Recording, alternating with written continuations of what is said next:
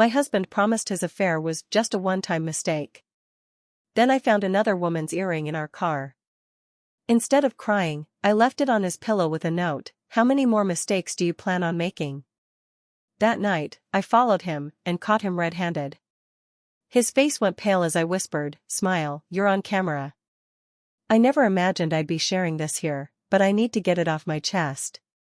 My name is Sarah, and I've been married to David for 8 years. We live in Chicago, in a cozy apartment in the Lakeview neighborhood. Our life together had its ups and downs, but I believed we had a strong bond. That belief was shattered over the past few months. It started subtly. David began coming home later than usual, often blaming work at his office in the loop. He'd say, "The firm's got me tied up with this big project," or "Deadlines are killing me." Initially, I took him at his word. But then, the late nights became more frequent, and his excuses felt rehearsed. One evening, while folding laundry, I heard his phone buzz on the coffee table. A message preview flashed, "Can't wait to see you again. Last night was amazing." My heart sank. I felt a lump in my throat and a churning in my stomach. I decided to confront him that night. When David walked through the door, I held up his phone and asked, "Who's sending you these messages?" He looked startled but quickly composed himself. "Sarah, it's not what you think," he began. "It's just a colleague from work. We went out for drinks with the team, and she got a bit too friendly." I didn't encourage it. I wanted to believe him. I really did. But something felt off. I decided to let it slide, hoping it was a one-time misunderstanding. But deep down, doubt had already planted its seed. A few weeks later, I was cleaning out our car when I found an unfamiliar earring wedged between the passenger seat and the center console. It was a delicate silver hoop, definitely not mine. I felt a surge of anger and hurt. Instead of confronting David immediately, I decided to leave the earring on his pillow with a note, "How many more mistakes do you plan on making?" That night, David came home and found the earring and note. He looked pale and nervous. "Sarah, I can explain," he started. "I'm listening," I replied, arms crossed. He sighed, running a hand through his hair. "I gave a coworker a ride home the other night. She must have dropped it then. Nothing happened, I swear."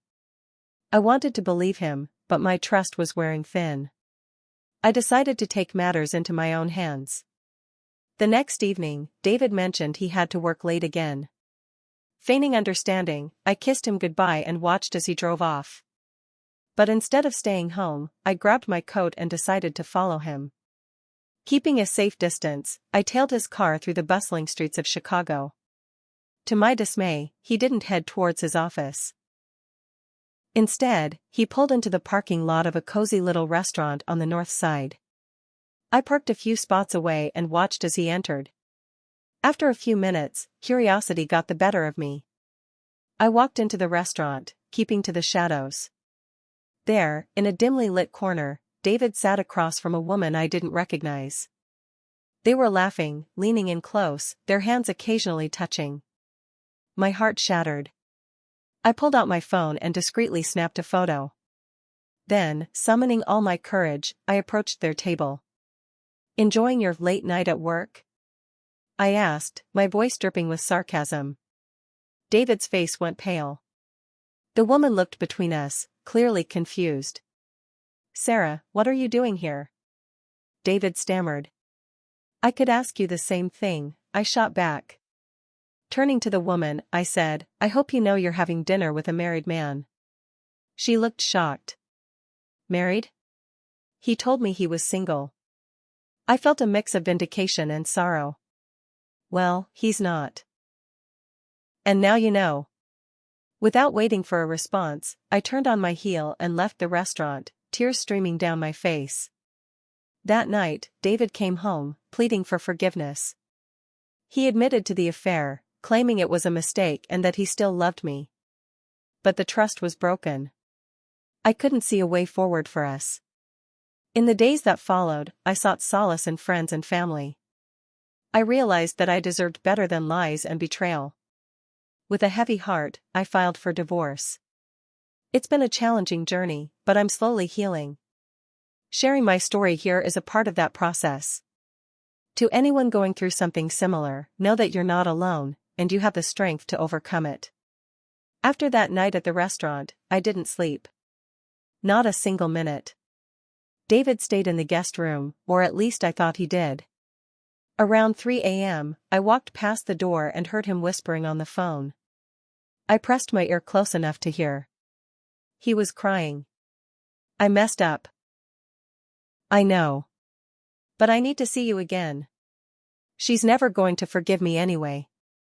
My stomach flipped. This man wasn't sorry. He wasn't trying to fix anything. He was trying to keep the other woman. Or maybe there were more. I didn't say anything. I went back to our room, shut the door, and stared at the ceiling until the sun came up. The next few days were a blur. I didn't tell anyone yet, didn't even know how to start. Every time I looked at David, I felt like I was looking at a stranger. But something wasn't sitting right.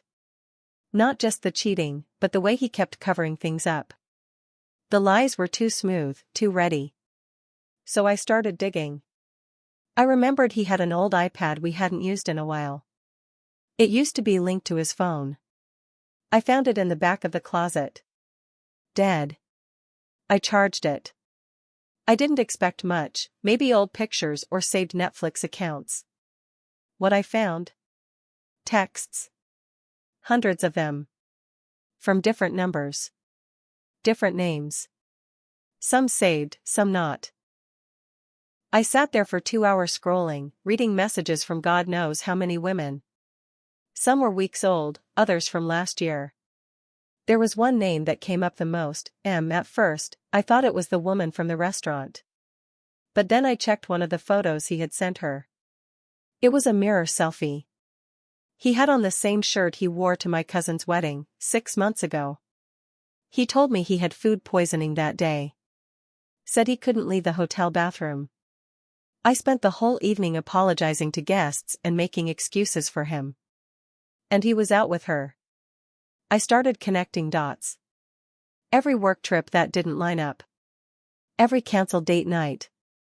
Every weird charge on our credit card that he brushed off.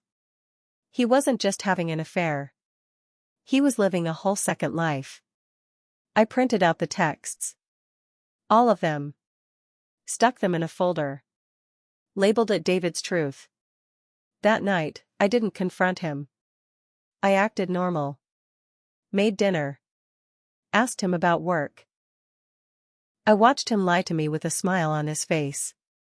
My hands were shaking under the table. Then something else happened. He got a message during dinner. He looked at it, froze, and then his whole expression changed. He stood up and grabbed his coat. I have to go back to the office. Something urgent came up. I didn't say a word. Just nodded. The second the door shut, I grabbed my keys and followed him again. But this time, he didn't go to his office. He drove out of the city, towards Naperville. About 45 minutes out. He pulled into a quiet suburban neighborhood. I parked down the block and waited. After 10 minutes, a woman came outside. Young, blonde, wearing pajamas. She opened the door, and he walked in like he lived there. I swear, my heart just stopped. It was late. Too late for whatever excuse he might try to spin later. So I stayed there, in the car, watching the lights in that house. I saw shadows move across the curtains. Laughter. I couldn't hear it, but I felt it. My hands were ice. After an hour, the front porch light came on. He stepped out. She followed him. They kissed. Not a quick one either. Like the kind you see in a movie. Like they were in love. Then, right before he got in his car, she said something, laughed, and tossed a tiny object into his hand. He put it in his pocket. Smiling. When he drove away, I didn't follow. I drove home. Waited for him on the couch, folder in my lap. But when he walked through the door, I didn't say anything. Not yet.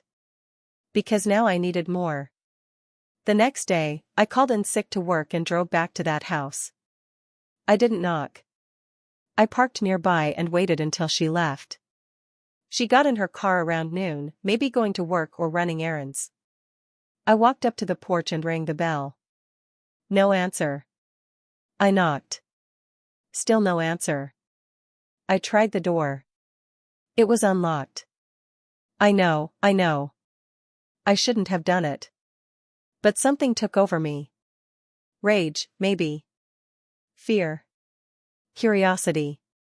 All of it. The house was neat. Smelled like lavender. There was a picture on the wall, David and the woman. Smiling at some beach, maybe Florida. And then, beside it, another photo. Of a baby. My knees gave out. There was a baby gate across the hallway. Toys in the corner. A crib in one of the rooms.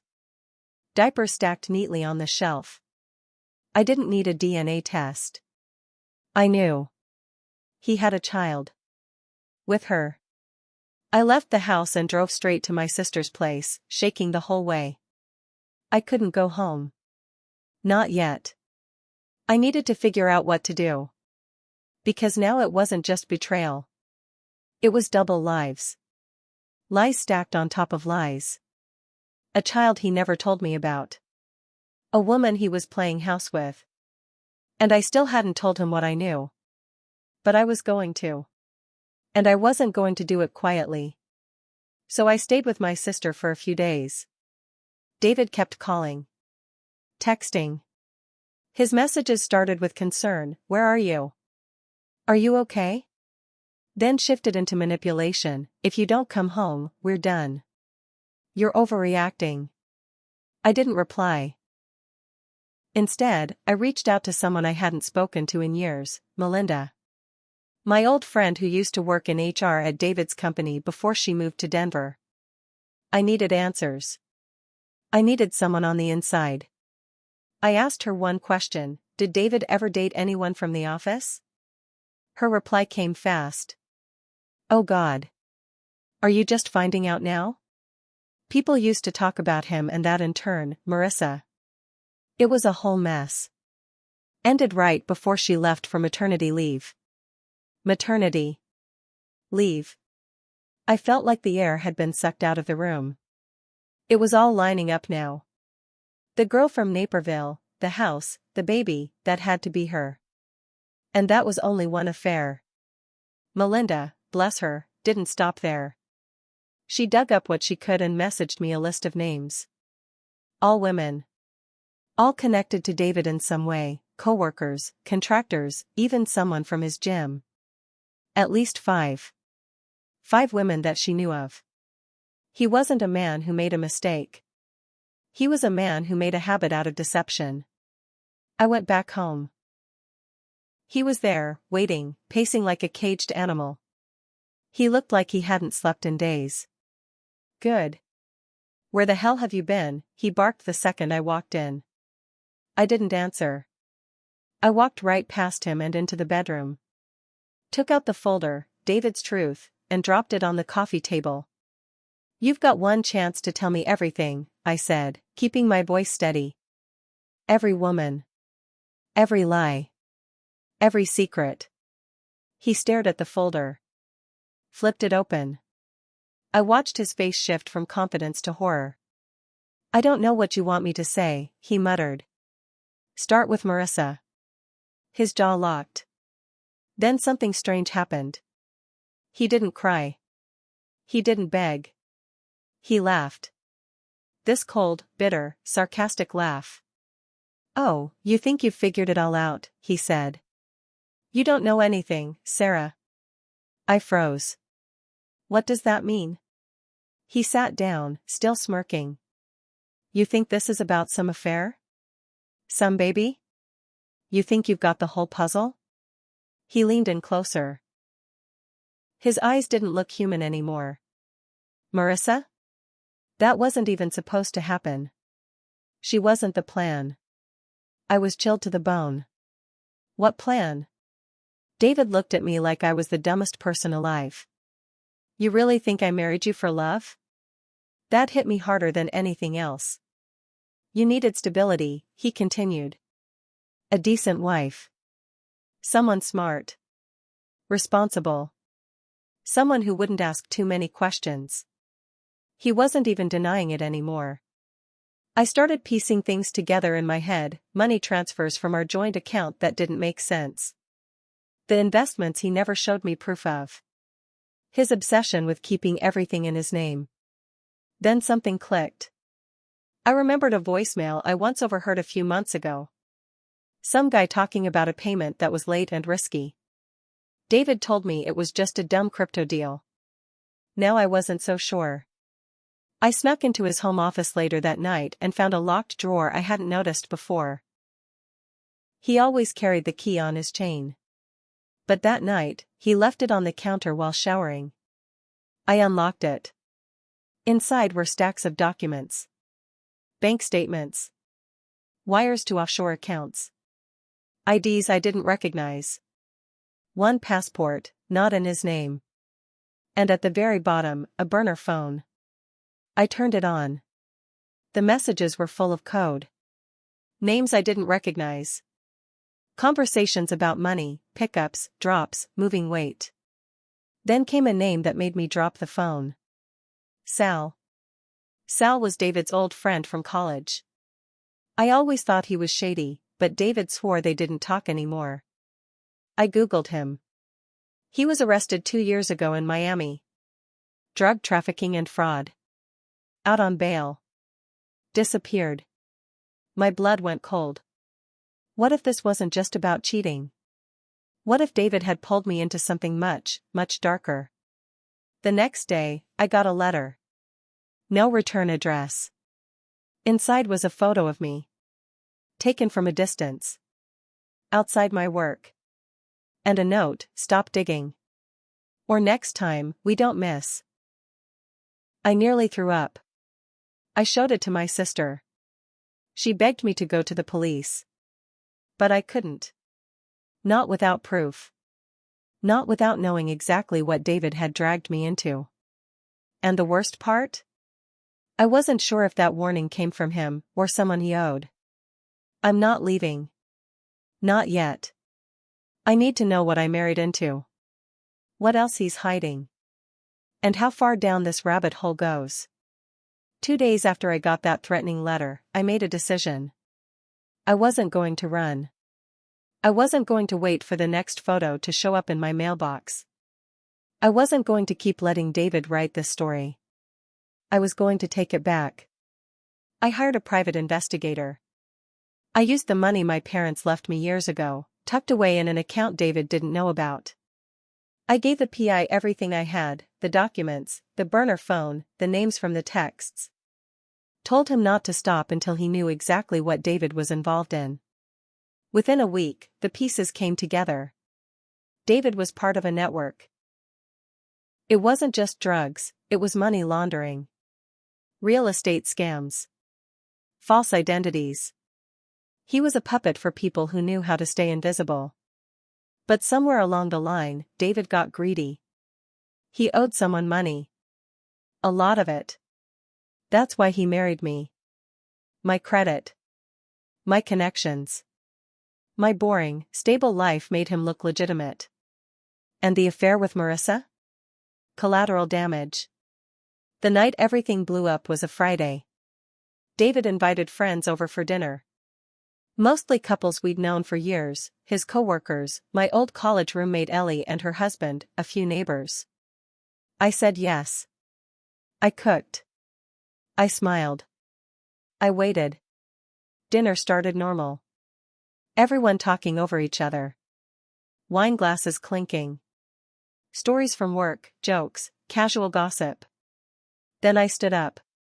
Sorry to interrupt, I said, tapping my glass with a fork. But I have something I need to share. David froze mid-laugh. I want to thank everyone for being here tonight, I said. It means a lot. Especially since this might be the last time we're all together. People chuckled awkwardly. David muttered, "Sarah, what are you doing?" I turned to him and smiled. "I'm doing what you never could. Telling the truth." I picked up the folder, David's Truth, and placed it in front of him. "This is everything. Every affair. Every fake name. Every wire transfer. Every time you lied and thought I wouldn't notice." The room went dead silent. Someone whispered, "What the hell?" I turned to Ellie, our friends, the neighbors. "You all think you know him. But you don't. David didn't just cheat on me, he used me. Built a whole criminal operation under my roof. And the baby with Marissa? That wasn't an accident. He's been playing both sides for years." David stood up, his face pale. "You're insane. This is crazy. You've been spying on me?" I took a deep breath. "No, David. I've been surviving you." He lunged for the folder, but my PI, who I'd hired to be outside, walked in at that exact moment, a manila envelope in his hand. "Thought you might need this," he said, cool as ice. David turned white. The PI opened the envelope and slid out photos, David with men in alleys, cash exchanging hands, text transcripts, even the house in Naperville. Marissa and the baby. David backed away, eyes darting around the room like a trapped animal. "I'm calling my lawyer," he said. But nobody was listening anymore. Ellie stood up. "You've been lying to Sarah? Cheating? And bringing us around like everything was normal?" Others chimed in. "You brought your girlfriend to our wedding, man. You're sick." David didn't speak. He didn't fight. He walked out. Just walked out. No bag. No goodbyes.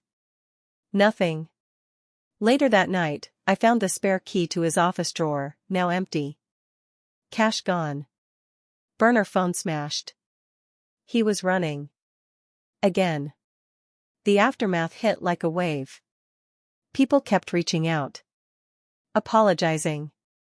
Asking questions. Gossip spread, and soon enough, David's company launched an internal investigation. I never heard from Marissa, but I found out she moved. Left town overnight.